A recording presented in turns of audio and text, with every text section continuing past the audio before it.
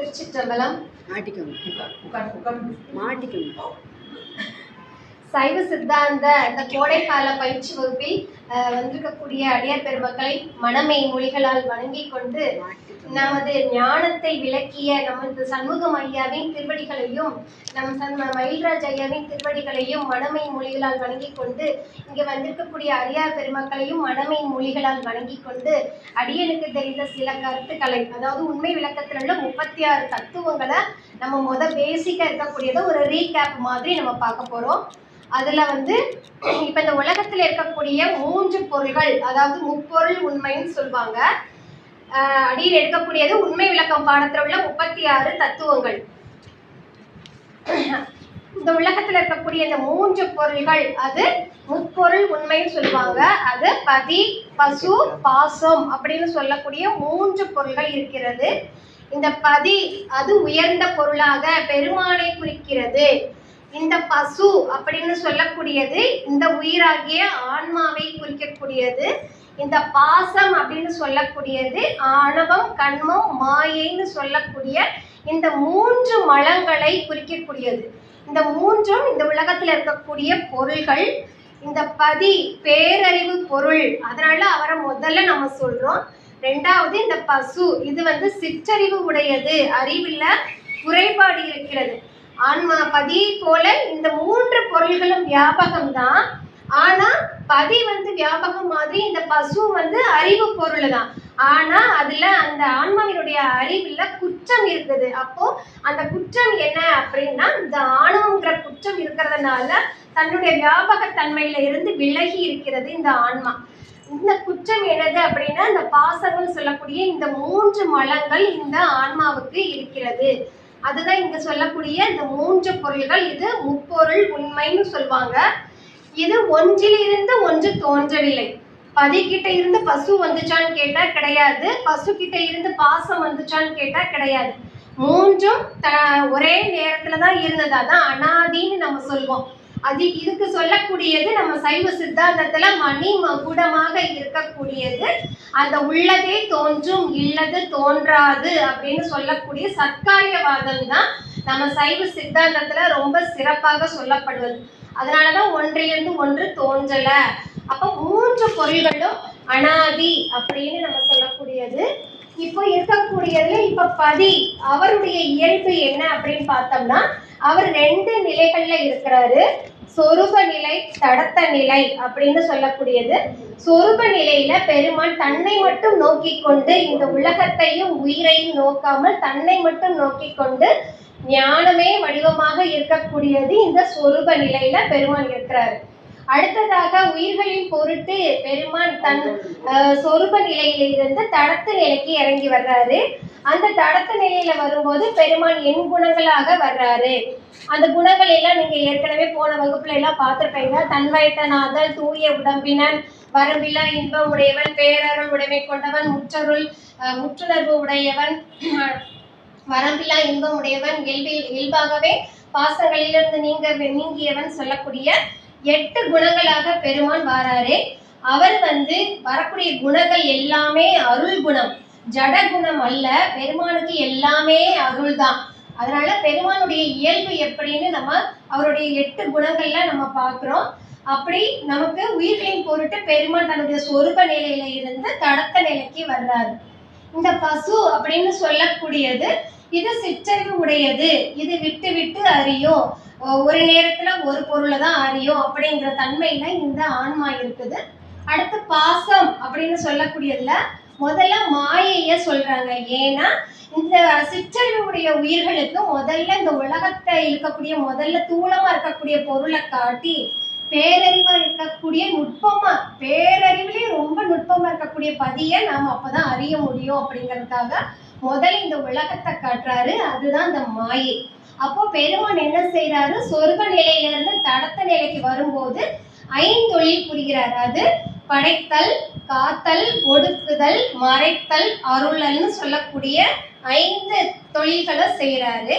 அந்த படைத்தல் தொழில் எதுல இருந்து செய்யறாரு அப்படின்னா, இந்த மாயையில இருந்து உயிர்களின் பொருட்டு செய்யறாரு. அப்போ இந்த மாயை பெருமானுக்கு வைப்பு சக்தியாக இருக்கிறது. இந்த உலகத்தை அவர் படைப்பதனால அவருக்கு இதுல இருந்து எந்த அனுபவமோ எந்த விதமான நுகர்ச்சியோ அவருக்கு கிடையாது. எல்லாமே அவனுக்குள்ள இருப்பதனால அவர் எதுவும் இதுல இருந்து அனுபவிக்கணுங்கிற எதுவுமே கிடையாது. அதனால இந்த மாயை மூலம் இந்த உலகத்தை படைக்கிறார். அடுத்தது காத்தல்னு சொல்லக்கூடியது, நம்ம வினை போகங்களை அனுபவிக்கிற வரைக்கும் இந்த உயிர் இருக்கணும் அப்படிங்கிறதுக்காக அந்த நுகர் பொருள்களையும் இந்த உயிரையும் பெருமான் அங்க காத்து கொண்டிருக்கிறார். ஒடுக்குதல் அப்படின்னு சொல்லக்கூடியது, இந்த உயிர் இந்த உலகத்தில் இன்ப துன்பத்தை மாறி மாறி அனுபவித்து கொண்டே இருக்கும். அப்ப அதுல ஒரு நேரத்துல சலிப்பு அதற்கும் ஒரு இளைப்பாறுதல் கொடுப்பதற்காக பெருமான் அங்க ஒடுக்குதல் தொழிலை செய்கிறார். மறைத்தல் அப்படின்னு சொல்லக்கூடியது, பெருமான் நம்ம கிட்ட இருக்கக்கூடிய மறைப்பாக இருக்கக்கூடியது இந்த ஆணவம் கண்மம் மாயைன்னு சொல்லக்கூடியது. இந்த மறைப்பை நீக்குவதற்காக பெருமான் மறைந்து நின்று அந்த மறைத்தல் தொழிலை செய்கிறார். ஏன் மறைத்தல் தொழில் அப்படி மறைந்து நின்று செய்கிறார்? திரோதான சக்தியாக செயல்படுகிறார். ஏன்னா பக்குவம் இல்லாத ஆன்மாக்களுக்கு முதல்ல மறைந்து நின்று அந்த உலகத்தை காட்டுறார். அப்ப திரோதான சக்தியாக அங்க செயல்படுகிறார். அடுத்ததாக அருளல், அதுதான் நமக்கு கிடைக்கக்கூடியது, அது பெருமான் கிட்ட இருந்து நம்ம பெறக்கூடியது. அந்த அருளல் தான் அடுத்ததாக நம்ம சொல்லக்கூடியது, அதை தான் நாம பெறணும் அப்படின்னு சொல்லக்கூடியது. அப்ப பக்குவம் வந்த பிறகு பெருமானுடைய அந்த மறைத்தல் தொழிலிருந்து நமக்கு திரோதான சக்தியாக இருந்தவர் நமக்கு அருளலுக்கு கொடுப்பாரு அப்படின்னு சொல்லி இந்த ஐந்தொழில் இந்த உயிர்களின் பொருட்டு சொருப நிலையில இருந்து தடத்த நிலைக்கு பெருமான் அருள் புரிகிறார். அப்போ இந்த மாயையிலிருந்து தான் இந்த உலகத்தை படைக்கிறார் அப்படின்னு நம்ம சொல்லியிருக்கிறோம். அடுத்ததாக இந்த 3 மலங்கள் அப்படின்னு சொல்லக்கூடியதுல உயிருக்கு இந்த ஆணவம் அப்படின்னு சொல்லக்கூடியது, உயிர் 3 நிலைகள்ல இருக்குது. அது கேவல நிலை, சகல நிலை, சுத்த நிலைன்னு சொல்லக்கூடிய 3 நிலைகள்ல இருக்குது. அந்த கேவல நிலையில என்ன செஞ்சது ஆன்மா அப்படின்னு கேட்டோம்னா, ஆணவ மலத்தோட மட்டும்தான் கூடி இருந்தது. 3 மலங்களும் இருந்தது, ஆனா அந்த ஆணவத்தோட மட்டும்தான் கூடி இருந்தது. அப்ப இந்த ஆணவ மலத்தை போக்குவதற்காக பெருமான் இந்த கண்மத்தையும் மாயையும் 2வதாக கூட்டுறாரு. அப்ப இதெல்லாம் பின்னாடி வந்த தொடர்பு தான். அப்ப இந்த ஆணவம் தான் கேவல நிலையில இருந்தது. அடுத்ததாக சகல நிலைன்னு சொல்லக்கூடியது, இந்த கருவிகளோடு இந்த 36 தத்துவங்களோட கருவிகளோட கூடி இருக்கிறது தான் சகல நிலை. அடுத்ததாக நம்ம போகக்கூடியது சுத்த நிலை, பெருமானுடைய திருவடிக்கு போறது தான் அங்க சுத்த நிலை, அருளெல்லாம் நம்ம சொல்லக்கூடியது. இந்த மாயை அடுத்த 2வது இருக்கக்கூடியது கண்மம். இது கண்மம்னா என்ன அப்படின்னா வினை. அப்போ இந்த ஆன்மா செய்யக்கூடிய ஒரு செயல் நல்வினையாக பதிதா தீவினையாக பதிதான்னு சொல்லக்கூடியதுதான் இந்த வினை, அதுதான் நம்ம கண்மம் அப்படின்னு சொல்றோம். இந்த கண்மமும் 3 வகையாக இருக்கிறது. அது சஞ்சிதம், பிராரத்தம், ஆகாமியம்னு சொல்லக்கூடிய 3 கண்மங்களாக பிரிக்கப்படுது. சஞ்சிதம்ங்கிறது நாம பல பிறவிகளை செஞ்சு வச்சிருந்த மொத்த தொகுப்பு தான், வினைகளின் தொகுப்பு தான் அந்த சஞ்சிதம். பிராரத்தம் அப்படின்னு சொல்லக்கூடியது நாம இந்த பிறவியில எவ்வளவு அனுபவிக்கணும், யார் மூலம் அனுபவிக்கணும், இந்த உடம்பு எவ்வளவு தாங்கும்னு சொல்லி அந்த வினைகள் எது காரியப்பட்டு நிற்கிறதோ அதை பிராரத்த வினையாக சொல்லி நாம இந்த பிறவியில அனுபவிக்கிறோம். அப்ப இந்த பிராரத்த வினையத்தான் அனுபவிக்க நாம இங்க வந்திருக்கிறோம். ஆனா பிராரத்த வினையை அனுபவிக்கும் போதே புதிதாக ஒரு வினையை ஈட்டிடுறோம். அந்த புதிதாக ஈட்டக்கூடிய வினையின் பெயர் தான் ஆகாமியம்னு நம்ம சொல்லுவோம். அப்ப இந்த பிராரத்த வினையை நம்ம அனுபவிக்கிறோம் அப்படின்னு சொன்னோம்னா அது இன்ப துன்பமாக நமக்கு வரும். நல்வினை செஞ்சிருந்தீங்கன்னா அது புண்ணியமாக பதிந்து இந்த பிறவியில உங்களுக்கு அது இன்பமா வரும். இது நீங்க தீவினை செஞ்சிருந்து அது பாவமா பதிஞ்சிருக்கும். அந்த பாவத்தின் பயனாக இப்போ நாம துன்பத்தை அனுபவிப்போம்.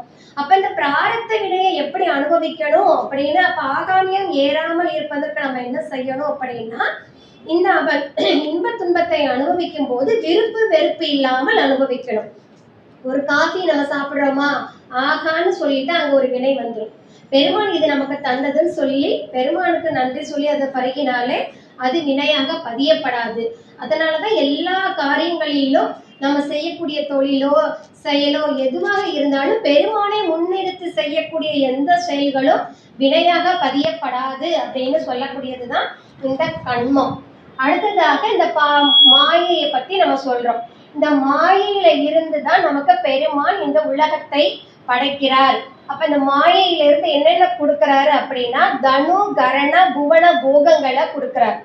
தனுனா உடல், கரணம்னா கருவிகள், புவனம்னா இந்த உலகத்தை சொல்லக்கூடியது, நுகர்பொருள் அப்படின்னு சொல்லக்கூடியதுதான் இந்த போகம் அப்படின்னு சொல்லக்கூடிய மாயிலிருந்து தனு கரண புவன போகங்களை பெருமான் நமக்கு கொடுக்கிறார். ஏன்னா இந்த படைத்தல் தொழில் எதுக்கு செஞ்சாரு? நம்ம ஆணவம் மறைப்பு நீங்குவதற்காகத்தான் இந்த மறைப்பு தொழிலை செய்யறாங்க. அப்ப மறைப்பு நீங்குவதற்காகத்தான் இங்க என்ன செய்யறாரு? இந்த தத்துவங்களை நமக்கு கூட்டுறாரு. அப்ப ஆணவ மனம் பக்குவப்பட இந்த மாயை மூலம் இந்த தனு கரண புவன போகங்களை பெருமான் நமக்கு கொடுக்கிறார். இந்த மாயை எப்படிப்பட்டது அப்படின்னா இது பெருமானுக்கு வைப்பு சக்தியாக இருக்கிறது. ஏற்கனவே நம்ம சொல்லிட்டோம், இந்த முப்பொருளும் நித்தம், அதாவது என்றுமே அழியாது. என்னைக்கு இருந்ததோ இன்னும் எத்தனை கோடி ஆண்டுகள் ஆனாலும் இந்த மூன்று பொருளும் இருக்கத்தான் செய்யும். அப்போ இந்த மாயையில இருந்து நித்த பொருளாக இருக்கக்கூடிய இந்த மாயை நித்த பொருள் தான். இது என்ன செய்து பெருமானுக்கு வைப்பு சக்தியாக இருக்கிறது. இந்த மாயை மூன்று வகையாக பிரிக்கிறாங்க. அது சுத்த மாயை, அசுத்த மாயை, பிரகிருதி மாயைன்னு சொல்லுவாங்க, இல்லட்டா சுத்தா சுத்தம்னு சொல்லுவாங்க, கலப்பு மாயைன்னு சொல்லுவாங்க. இப்படி மூன்று மாயை அப்படி இந்த மாயையில இருந்து இருக்கு. இந்த சுத்த மாயை அப்படின்னு சொல்லக்கூடியத சிவபெருமான் மட்டும்தான் இயக்குவார். இவர் செய்யக்கூடிய சுத்த மாயையில இருந்து அவர் இந்த 4-5 தத்துவங்களாக அவருடைய ஆற்றல் அங்க வெளிப்படுது. இந்த நாதம் அப்படிங்கிற அப்ப சுத்த மாயையில 5 தத்துவங்கள், அது நாதம், விந்து, சதாசிவம், மகேஸ்வரம், சுத்த வித்தைன்னு சொல்லக்கூடிய 5 தத்துவங்கள் தோன்றுது. அப்ப இந்த நாதம் அப்படிங்கிறதுல பெருமான் என்ன செய்யறாருன்னா ஞானமே வடிவமாக இருக்கிறார். முழுவதும் ஞானத்தை மட்டும்தான் பயன்படுத்துறாரு. இப்போ பெருமானுக்கு இச்சா ஞான கிரியா சக்திகள் உண்டு, நமக்கு ஆன்மாவுக்கும் உண்டு. இச்சா ஞான கிரியா சக்திகள் சொல்லி 3 இருக்குது. அதே மாதிரி பெருமானுக்கும் இருக்குது. ஆனா பெருமானுக்கு இச்சைன்னு தன் பொருட்டு அவருக்கு எந்த ஒரு இச்சையுமே கிடையாது. அவர் என்னது? பேரறிவு பேராற்றல் கொண்டவர். அது அவருடைய கருணை தான் அங்க இச்சையாக நமக்கு வருது. அப்போ உயிர்களின் பொருட்டு அந்த கருணை இச்சையாக வருது. அப்ப அந்த இச்சை என்னது அப்படின்னு கேட்டோம்னா அது உயிர்கள் உய்வடையணும், அந்த பேரானந்தத்தை அனுபவிக்கணும் அப்படின்னு சொல்லக்கூடியதுதான் அவருடைய இச்சையாக இருக்கிறது. அப்போ இந்த தத்துவத்துல, இந்த சுத்த தத்துவத்துல என்ன செய்யறாரு பெருமான் அப்படின்னா அதை செயல்படுத்துறாரு. செயல்படுத்தும் போது கிரியா சக்தியையும் ஞான சக்தியை மட்டும் பயன்படுத்துறாரு. அப்ப இந்த நாதங்கிற தத்துவத்துல ஞானமே வடிவமாக இருக்கிறார். அப்ப ஞானத்தை மட்டும் பயன்படுத்தினா உண்டாகக்கூடிய தத்துவம் தான் நாதம். 2வது இருக்கக்கூடியதுல கிரியை. அங்க கிரியைன்னு சொல்லக்கூடியது செயலை சொல்லக்கூடியது. அந்த செயல் செய்யறாரு இல்லையா? அப்ப முழுவதும் அங்க செயலை மட்டும் பயன்படுத்துறாருன்னா தோன்றக்கூடிய தத்துவம் தான் விந்து தத்துவம்.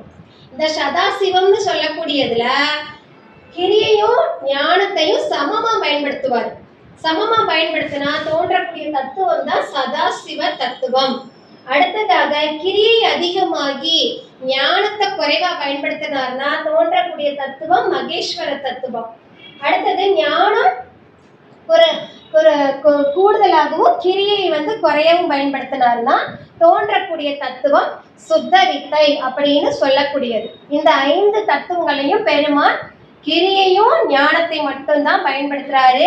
அவருடைய இச்சை என்னது அப்படின்னு கேட்டா உயிர்களின் பொருட்டு அவர் உய்வடையணும், உயிர்கள் எல்லாம் உய்வடையணும் அப்படிங்கிறது மட்டும்தான் அவருக்கு இச்சை. வேற எந்த இச்சையுமே அவருக்கு கிடையாது. அடுத்ததாக சொல்லக்கூடியது அசுத்த மாயை அப்படின்னு சொல்லக்கூடியது. இந்த அசுத்த மாயையில தோன்றக்கூடிய தத்துவங்களின் பெயர் வித்யா தத்துவங்கள் அப்படின்னு சொல்லக்கூடியது. வித்யா அப்படிங்கிறது அறிவைத்தான் குறிக்குது. அப்போ இந்த தத்துவங்கள் எல்லாம், இந்த வித்யா தத்துவங்கள் 7ன்னு கொடுத்துருக்காங்க.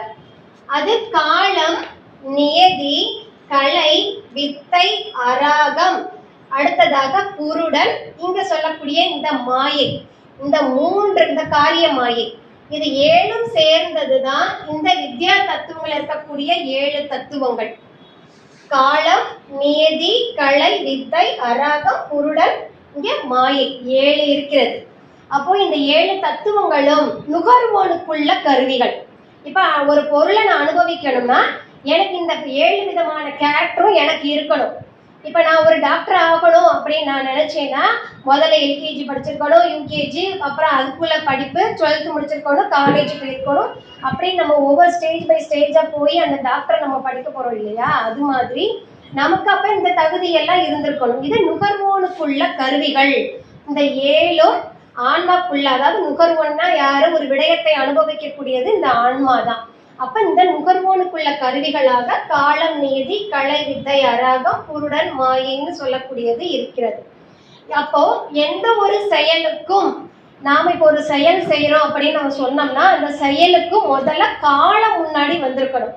இப்போ எனக்கு இந்த பாடம் எடுக்கிறதுக்கு இந்த காலம் இப்போ வந்திருந்தது. ஆனால் ஆக்சுவலாக எனக்கு மத்தியானம் தான் இந்த வகுப்பு கொடுத்துருந்தாங்க. ஆனால் இப்போ நான் வந்த உடனே எனக்கு காலம் இப்போ கூட்டி வச்சிருச்சு. அப்போ இந்த காலம் எனக்கு இப்போ வேலை செஞ்சிருச்சு. அடுத்ததாக அப்போ இந்த காலம், இந்த தொழில் நடக்கணும், இந்த காரியம் நடக்கணும்னா இந்த காலம்ங்கிற தத்துவம் எனக்கு முதல்ல இருந்திருக்கணும். அடுத்ததாக நியதி. நியதின்னு சொல்லக்கூடியது, நான் ஒரு பொருளை அனுபவிக்கணும்னா அதை யார் மூலம் அனுபவிக்கணும், எவ்வளோ நேரத்துக்கு அனுபவிக்கணும், அதை எப்படி அனுபவிக்கணும், எந்த இடத்துல அனுபவிக்கணும் அப்படின்னு சொல்லக்கூடியது தான் இந்த நியதி தத்துவம்.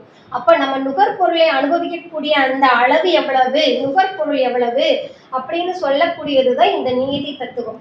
அப்போ இந்த காலமும் நியதியும் நமக்கு என்ன செய்யுதுன்னா துணை கருவிகளாக வேலை செய்யுது. இந்த ரெண்டும் துணை கருவிகள். இந்த இதில் இருக்கக்கூடிய கலை, வித்தை, அராகம், இந்த மூன்றும் சேர்ந்ததுதான் அறிவுக்குள்ள கருவிகள். அப்போ இந்த மூன்றும் அறிவுக்குள்ள கருவிகள். இது முதல் கருவிகளாக இருக்கிறது. இந்த ரெண்டும் துணை கருவிகளாக இருக்கிறது.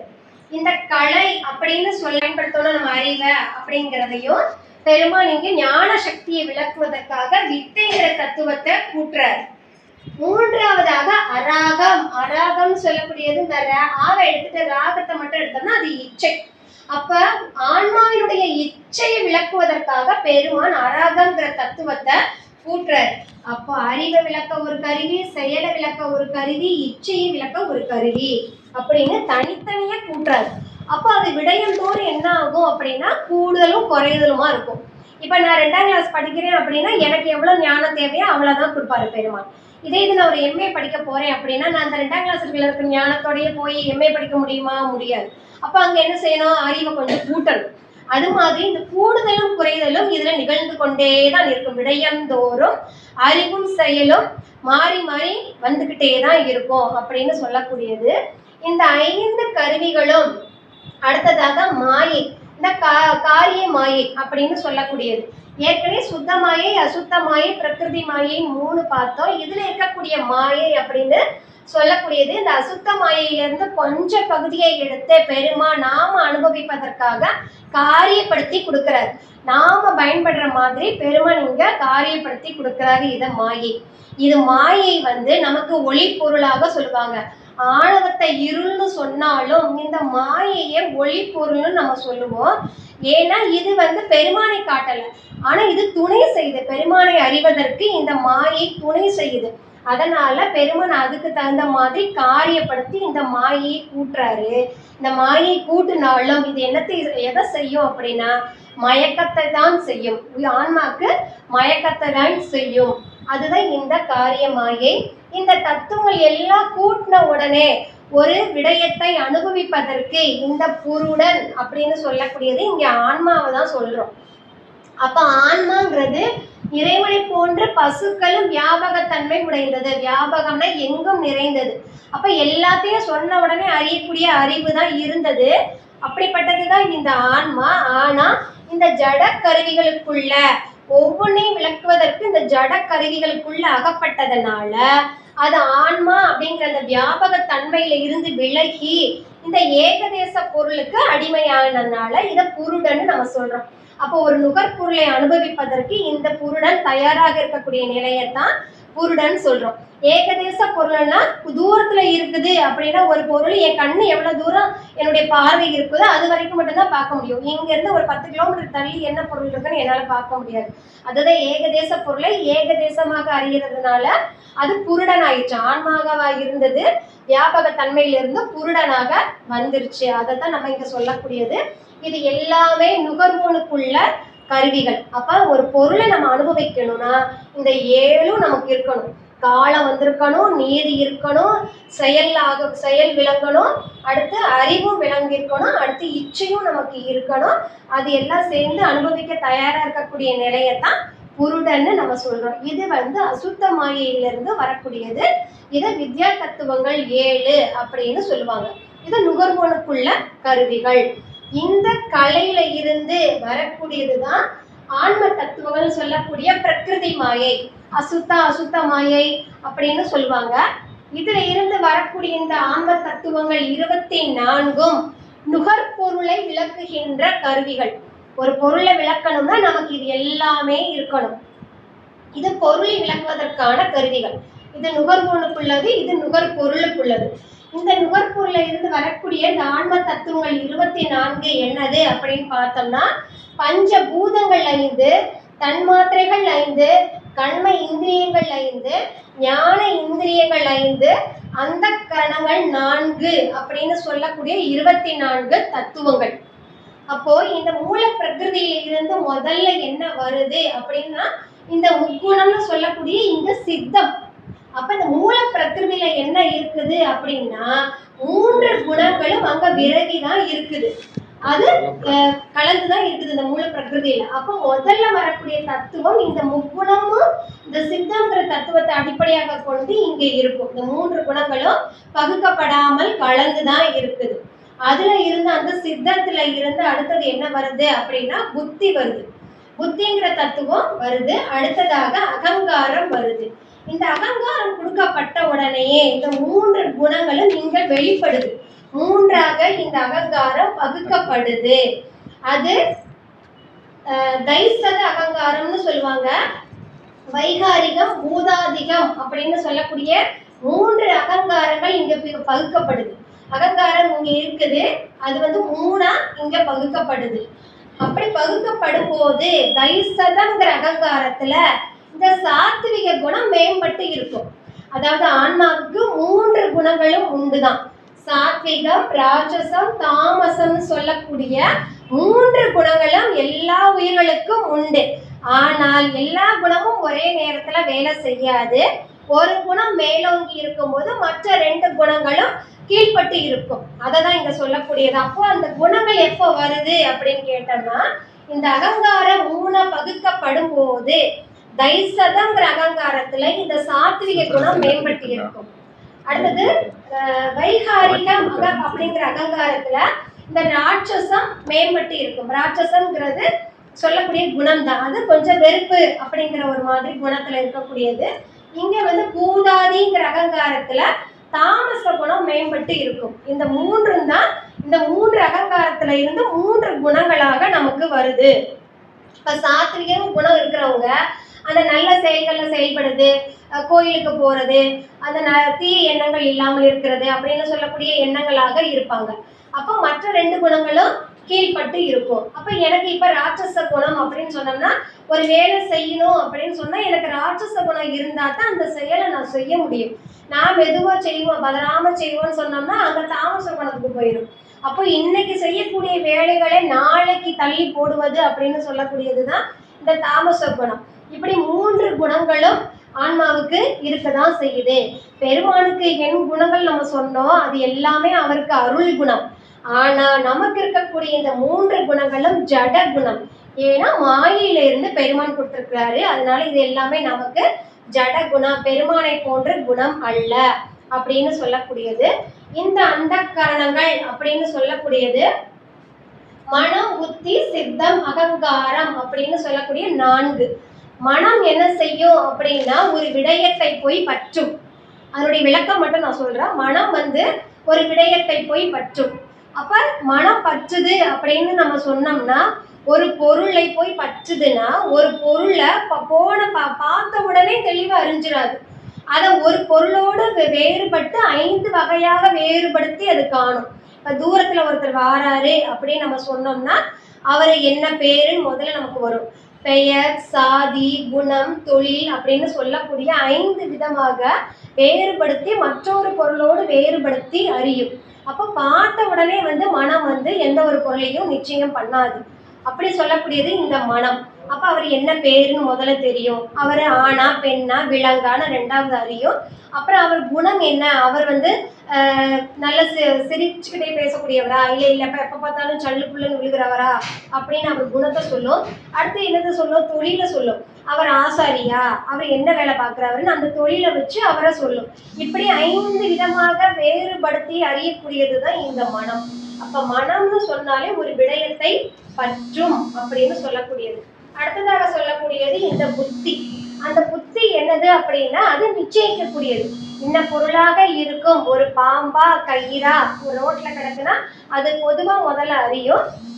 அது பழைய பொருள்களோடு, நம்ம கண்ட ஏற்கனவே பழைய பொருள்களோடு, இப்ப நம்ம பாம்பு பார்த்துருந்தோம்னா அது நம்ம பழைய நினைவுகள்ல இருக்கும், அதோட ஒப்பிட்டு இது பாம்பா கயிறா அப்படின்னு சொல்லி ஒப்பிட்டு அதை நிச்சயம் பண்ணும்.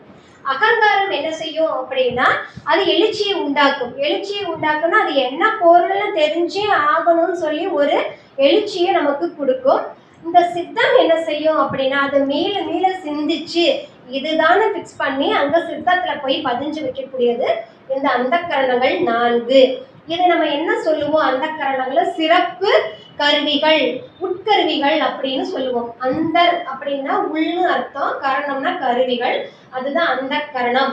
இது சிறப்பு கருவிகள், இது உட்கருவிகள். இது எல்லாமே பெருமான் உள்ள கொடுத்துருக்கிறாரு, இது எதுவுமே நமக்கு தெரியாது அதுன்னு சொல்லக்கூடியது.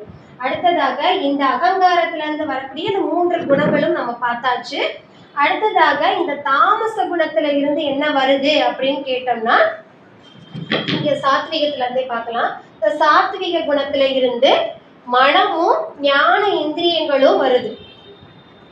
ஏன் அப்படின்னா இந்த மனம் இந்த ஞான இந்திரியங்கள் மூலமாகத்தான் ஒரு விடயத்தை போய் பற்றும். மனம்னா மனம் உள்ள போனது அப்படியே போய் பட்டுது, மனம் அங்கு செலுத்துது, இந்த கண்ணு போய் பார்க்குது.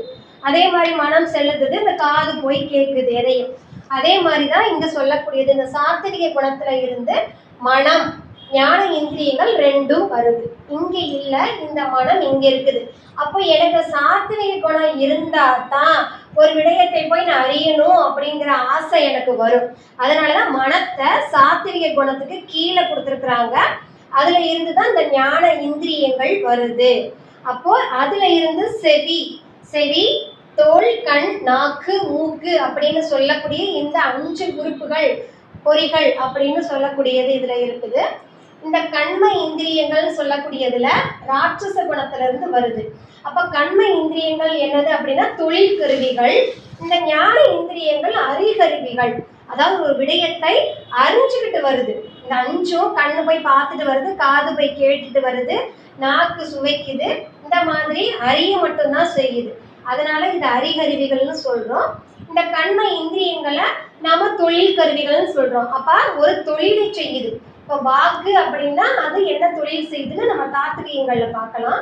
இது வாக்குன்னு சொல்லக்கூடியது வாய், கால், கை, எருவாய், கருவாய் அப்படின்னு சொல்லக்கூடிய கண்ம இந்திரியங்கள். இது எல்லாமே நமக்கு தொழில் கருவிகள், ஒரு தொழிலை செய்யுது அப்படின்னு சொல்லக்கூடியது. இந்த தாமச குணத்துல இருந்து தன்மாத்திரைகளும் பஞ்சபூதங்களும் வருது. இந்த தன்மாத்திரைகளை நம்ம என்ன சொல்லுவோம் அப்படின்னா சூக்கும பூதம் அப்படின்னு சொல்லுவோம். எந்த ஒரு கருவியுமே தனியா நிற்காது, இந்த தன்மாத்திரைகளை பற்றி கொண்டுதான் நிற்கும். அதனால இந்த தன்மாத்திரைகள் சூக்கும பூதம்னு நம்ம சொல்லுவோம். அதுல இருந்து வரக்கூடிய பஞ்சபூதங்கள் இந்த சூக்குமமா இருக்கக்கூடிய இந்த தன்மாத்திரையை விருத்தி பண்ணி நமக்கு கொடுக்குது. அப்போ தன்மாத்திரைகள் என்னது அப்படின்னா ஓசை, ஊறு, ஒளி, சுவை, நாற்றம் அப்படின்னு சொல்லக்கூடியது. நாற்றம்னா பேர்ட் ஸ்மெல் கிடையாது, மனம், ஒரு மலர் மனம் அப்படிலாம் நம்ம சொல்றோம் இல்லையா, அந்த மனத்தை குறிக்கக்கூடியது. அப்போ இதனோட இருந்து வரக்கூடியது ஓசை அப்படின்னு கீழே இருந்து ஆகாயங்கிற பூதம், இந்த ஊருக்கு கீழே காற்றுங்கிற பூதம், ஒளி அப்படின்னா நெருப்புங்கிற பூதம், சுவையில இருந்து நீருங்கிற பூதம், நாற்றம் அப்படின்னு சொல்லக்கூடியது இந்த நிலத்துல இருந்து வரக்கூடிய அந்த மனம் அப்படின்னு சொல்லக்கூடிய இந்த இதுல இருந்து இப்படி நமக்கு 36 தத்துவங்களாக பெருமான் கூட்டியிருக்கிறார். இந்த ஆன்ம தத்துவங்கள் 24ம் ஒரு நுகர்பொருளை விளக்குகின்ற கருவி. அதற்கு நமக்கு தகுதியா இருக்கக்கூடியது இந்த வித்யா தத்துவங்கள் 7 அப்படின்னு சொல்லக்கூடியது. அப்ப அந்த 7 இது ஒரு 24, இந்த 31 மட்டும்தான் நமக்கு உடல்ல ஃபிட் பண்ணியிருக்காரு. இந்த 31 கருவிகள் மட்டும்தான் உடனுடன் கூட்டப்பட்டது. தத்துவங்கள்னு சொல்லும் போது 36 சொல்லுவோம். ஆனா உடலுடன் கூட்டப்பட்டது அப்படின்னு நம்ம சொன்னோம்னா இந்த 31 கருவிகளை மட்டும்தான் சொல்லுவோம். அப்ப இந்த 5 தத்துவத்தை எதுக்கு கொடுத்திருக்கிறாரு அப்படின்னு நம்ம கேட்டோம்னா, இந்த வெளியில இருக்கக்கூடிய இந்த உள்ள இருக்கக்கூடிய இந்த கருவிகளை எல்லாத்தையும் பெருமான் இங்க வெளியில இருந்து அவருடைய ஆற்றலை கொண்டு இதை செயல்படுத்துவார். இப்ப தத்துவம்னு சொல்லும் போது ஒரு சைக்கிள் நம்ம செய்யறோம். சைக்கிள் எப்படி செய்வாங்க? முதல்ல ஒரு டயர் வைப்பாரு, வீல் வைப்பாரு, இங்கிட்ட ஒரு ஸ்டாண்டு, பெடலு, சீட்டு எல்லாம் ஃபிட் பண்ணுவாரு. அதையெல்லாம் ஃபிட் பண்ணா அதுவா ஓடுமா அப்படின்னு கேட்டா ஓடாது. அதை இயக்கக்கூடிய ஒரு உயிருள்ள பொருள், அறிவுள்ள பொருள் வேணும். அதை தான் இங்க பெருமான் நமக்கு செய்யறாரு. தத்துவத்தை கூட்டி வச்சிருந்தா மட்டும் போதாது, அதை காரியப்படுத்துவதற்கு பெருமான் இங்க இந்த ஆற்றலாக இருந்து இந்த தத்துவங்களை கூட்டி குறைச்சு, அதாவது கிரியையும் ஞானத்தையும் கூட்டி குறைச்சு பண்றாரு இல்லையா, அதுக்கு தகுந்த மாதிரி இங்கு கருவிகள் நமக்கு வேலை செய்யும். அதனால இந்த தத்துவங்களை கொண்டு இதை இயக்குகிறார். இந்த 31 கருவிகளை பெருமான் இப்படி இயக்குகிறார். அது நம்ம சொல்லக்கூடியது. இந்த சிவ தத்துவங்கள் அப்ப எதுக்கு கொடுத்திருக்காங்க அப்படின்னா, இதுல இருந்து பெருமான் ஸ்பெஷலா ஒண்ணு கொடுத்திருக்கிறாரு நமக்கு நேரடியா சிவ தத்துவங்கள்ல இருந்து. அது என்னது அப்படின்னா வாக்கு. வாக்குனா பேசுதலை நம்ம சொல்லக்கூடியது. அப்போ இந்த வாக்குனா ஒரு சொல்லு நம்ம சொல்லுவோம். நம்ம வாயிலிருந்து வரக்கூடியது ஒரு சொல்லு. அப்போ சொல் உலகத்தை பெருமான் முதல்ல படைக்கிறாரு. நான் ஒரு சாப்பீஸ், இது ஒரு சாப்பீஸ், இந்த சாப்பீஸை பற்றி நான் விளக்கணும் அப்படின்னா எனக்கு ஒரு சொல்லு வேணும். அப்போ பொருளை விளக்குவதற்கு சொல்லு ரொம்ப முக்கியம். அப்போ இதை பத்தி நான் சொல்லணும்னா எனக்கு சொல்லு வேணும், இந்த பொருளை பத்தி விளக்கணும்னா எனக்கு சொல் வேணும். அதனால பெருமான் என்ன செஞ்சிருக்கிறாரு, இந்த சிவ தத்துவங்கள்ல இருந்து சொல் உலகம் அப்படின்னு சொல்லக்கூடியதை, சொல்லு வாக்கு அப்படின்னு சொல்லக்கூடியதை நமக்கு சிறப்பாக கொடுத்திருக்கிறார். அப்ப நாதம்ங்கிற தத்துவத்துல இந்த வாக்கானது சூக்குமையாக 4 நிலைகளாக இருக்கும். வாக்கின் கூறுகள் அப்படின்னு நம்ம சொன்னோம்னா சூக்குமை, பைசந்தி, மத்திமை, சூக்கும வைகரி, தூள வைகரி அப்படின்னு சொல்லக்கூடியது 4 நிலைகளாக ஒரு சொல்லானது நம்ம வாயிலிருந்து வெளிவருது. அது மூலாதாரத்துல இருந்து வரும், அடுத்து முந்தித்தானம், அடுத்து கழுத்து கண்டம், அப்புறம் நாவு, இந்த பல்லு உதடு எல்லாத்துலயும் பட்டு அது வெளிவரும்போது ஒரு சொல்லாக நமக்கு வருகிறது அப்படின்னு சொல்லக்கூடியது. அப்ப சூக்குமையாக இருக்கக்கூடிய இந்த இது அழியாது. ஏன்னா மூலாதாரத்துல எல்லாம் மிக்ஸ்ட் ஆகி இருக்கும், இது அழியாது. அடுத்ததாக ஒவ்வொரு ஸ்டேஜ் பை ஸ்டேஜா இது மையம் கொள்ற இடம் தான் இங்க விந்து தத்துவம்னு நமக்கு கொடுத்துருக்காங்க. இதுதான் அவங்க சொல்லக்கூடியது. இப்படி ஒவ்வொரு ஸ்டேஜ் பை ஸ்டேஜா நமக்கு பைசந்தியாக வருது. அடுத்ததாக மத்திமையா இருக்கு. அடுத்ததாக சூக்கும வைகரி. வைகரின்னு ஒரு இதுதான், அது 2ஆ பிரியுது. அது ஏன்னா சூக்கும வைகரி, தூள வைகரி. சூக்கும வைகரிங்கிறது என் காதுக்கு மட்டும் நான் சொல்லிக்கிட்டா அது சூக்கும வைகரி. இப்போ உங்க எல்லாருக்கும் கேட்குற மாதிரி நான் சொன்னேன்னா அது தூள வைகரி. அப்போ பெருமானுடைய சிவ தத்துவங்கள்ல இருந்து நமக்கு நேரடியா கொடுத்துருக்கிறாரு இந்த வாக்கு. அப்போ இதை நாம எந்த விதத்துல எப்படி பயன்படுத்தணும் அப்படின்னா, பெருமானுடைய நாமத்தை பாடுவதும், புகழை பேசுவதும், அவர் கருணையை சொல்லுவதும், அவருடைய உபகாரத்தை நாம் சொல்லுவதும் மட்டுமாகத்தான் இருக்கணும். அப்ப வாயிலிருந்து வரக்கூடிய எந்த ஒரு சொல்லும் பயனற்ற சொற்களாக இருக்க கூடாது அப்படின்னு சொல்லக்கூடியதுதான் பெருமான் இங்கு சிவ தத்துவத்துல இருந்து இந்த சூக்குமை வாங்க கொடுத்திருக்கிறாரு. இது நம்ம எல்லாமே பார்த்தது தத்துவங்கள். இப்ப தத்துவங்களும் காரியங்களாக இருந்தா தான் நமக்கு செயல்படும் அப்படின்னு சொல்லுவோம். அது 60 தாத்வீகங்கள் அல்லது காரியங்கள் அல்லது கூறுகள் அப்படின்னு சொல்லி 3ஆ கூட நம்ம சொல்லலாம். ஆனா பொருள் ஒண்ணுதான். அப்ப 36 தத்துவங்கள், 60 தாத்வீகங்கள் அப்படின்னு சொல்லக்கூடியது. அடுத்ததுல இப்ப நம்ம பார்க்க போறதுல இங்க இந்த ஞான இந்திரியங்கள் அப்படின்னு சொல்லக்கூடியது செவி. செவி மூலமா நம்ம என்ன கேட்கிறோம் அப்படின்னா சத்தத்தை அறிகிறோம். அதனாலதான் இது அறிகருவிகள்னு நம்ம சொன்னோம். அது இதனுடைய காரியங்கள். அடுத்தது தோல். தோல் மூலமா நம்ம என்ன செய்யறோம், இந்த பஞ்சபூதங்களா இருக்கக்கூடிய 2வது காற்று, இது எல்லாமே ஆர்டர் மாற்றக்கூடாது, அப்படியே தான் இருக்கணும். இப்போ செவி முன்னாடி இருக்குன்னா அதே மாதிரி இங்க தன்மாத்திரையில ஓசை முன்னாடி இருக்கணும், ஆகாயங்கிற பூதம் முன்னாடி இருக்கணும்.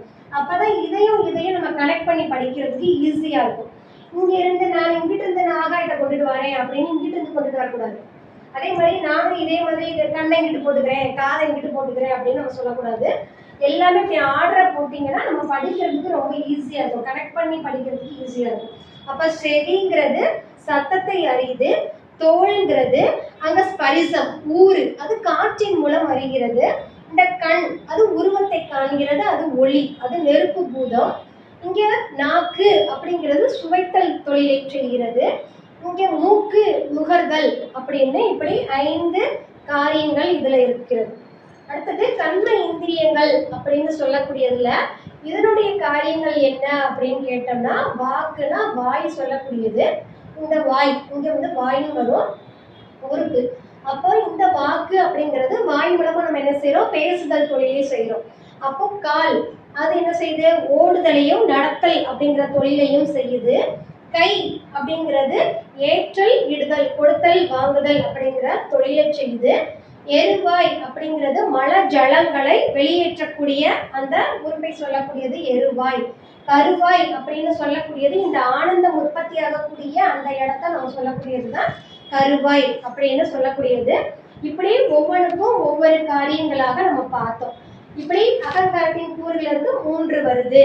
வாக்கின் கூறுகள் இருந்து சூக்குமை, பைசந்தி, மத்திமை, வைகரின்னு சொல்லி அது 4ஆ வருது. இப்படி ஒவ்வொன்றுக்கும் காரியங்களாக வரக்கூடியதுதான் 60ஆக இருக்கிறது. அப்ப 36 தத்துவங்களும் 60 தாத்விகங்களும் இருந்தால் தான் எந்த ஒரு பொருளையுமே நம்ம அறிய முடியும். அப்போ விடயத்தை பொறுத்து பெருமான் எந்த கருவியை கூட்டணும், எதை குறைக்கணும் அப்படின்னு சொல்லி பெருமான் அப்படி நமக்கு செய்யறாரு. அதுதான் இந்த 36 தத்துவங்கள். அடியனின் புரிதலையா, இதுல வேற ஏதாவது ஏதாவது சொல்லணுமா? இல்ல அகப்புறம் புறப்புறம் எழுதி கொடுக்கணும், அதை சொல்லலாம். தெரிஞ்சதுன்னா சொல்லுங்க, இல்லைன்னா அப்புறம் நான் விளக்கிறேன். வேற அதுக்கு அடுத்து உடம்பு 5 வகை சட்டை, அது சரீரம். அடுத்ததாக நம்ம கருவிகள் தத்துவங்கள் இதைதான் பெருமான் கூட்டியிருக்கிறாரு நம்ம பார்த்தோம். அது எப்படி நமக்கு உடல் அமைப்பாக வந்திருக்குது அப்படின்னு கேட்டோம்னா, இதே மாதிரி இப்ப நம்ம பஞ்சபூதங்கள்ல பார்த்தோம்னா ஆகாயத்துல இருந்து நமக்கு உடம்பா என்ன வந்திருக்கு அப்படின்னு கேட்டோம்னா, ஒவ்வொரு நிலத்துல இருந்து ஒரு 5, நீர்ல இருந்து ஒரு 5, நெருப்புல இருந்து அதனுடைய காரியங்களாக 5, காற்று அப்படின்னு சொல்லக்கூடியதுல 10 தச வாயுக்கள். 5 சட்டை மட்டும் சொல்லுங்க. சரி, ஓகே. உங்களுக்கு தூர சரீரம், சூக்ம சரீரம், காரணம், இந்த கஞ்சுக சரீரம், காரணம், அதை மட்டும் சொல்லுங்க. அதே மாதிரி இதுலயும் இப்படி காரியங்கள் இந்த பஞ்சபூதங்களுக்கு மட்டும் 35 கூறுகளாக இதுலயும் இருக்குது. அடுத்தது இந்த 36 தத்துவங்களை பெருமான், இந்த 31 தத்துவங்களை பெருமான் நமக்கு எப்படி உடல் அமைப்பாக கொடுத்திருக்கிறார் அப்படிங்கறத தான் நம்ம பார்க்க போறோம். ஃபர்ஸ்ட் காரண சரீரம் அப்படின்னு சொல்லக்கூடியது. காரண சரீரம் அப்படிங்கிறது இந்த மாயையை சொல்றோம். இந்த மாயைங்கிற ஒரு தத்துவத்தை கூட்டுறாரு. காரண சரீரம் அப்படின்னு சொல்லக்கூடியதுல இந்த மாயை அப்படிங்கிற ஒரு சரீரத்தை கூட்டுறாரு. எல்லாமே இந்த தத்துவங்களை தான் உடல்களாக பிரிச்சிருக்கிறாங்க. தத்துவங்கள் வேற அது வேற நினைச்ச வேண்டாம், இதேதான் இந்த மாயை தான் காரண சரீரம். அடுத்தது கஞ்சுக சரீரம். கஞ்சுகம்னா 5, அது காலம், நியதி, கலை, வித்தை, அராகம் அப்படின்னு சொல்லக்கூடிய பஞ்ச கஞ்சுகம்னு நம்ம சொல்லுவாங்க. பஞ்சனா 5, கஞ்சுகம்னா இந்த சட்டை. அப்ப இந்த 5 சேர்ந்ததுதான் கஞ்சுக சரீரம். இது 5. அடுத்ததாக இருக்கக்கூடியது குணசரீரம். குணசரீரம்னு சொல்லக்கூடியது இங்க நம்ம முக்குணம் பார்த்தோம், அதுல ஒரே ஒரு தத்துவத்தை கூட்டுறாரு, அது சித்தம். அடுத்ததாக இருக்கக்கூடியது சூக்கும சரீரம். சூக்கும சரீரம்னா 8, அது புரியட்ட காயம் 8ன்னு சொல்லுவாங்க. அது தன்மாத்திரைகள் 5.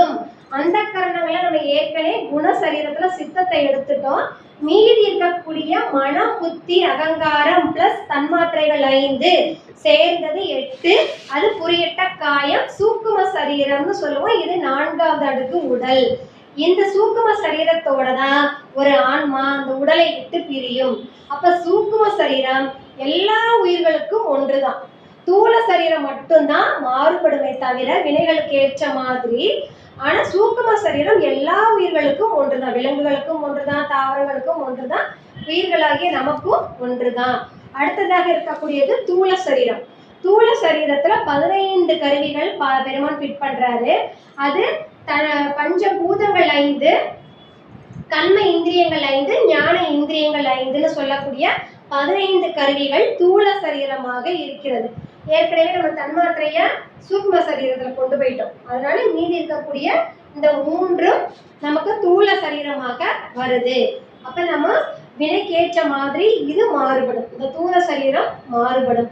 இதைத்தான் 5 கோஷங்கள்னு சொல்லுவாங்க, சரீரம்னு சொல்லலாம். இது 5 அடுக்கு உடல்கள் அப்படின்னு சொல்லலாம்.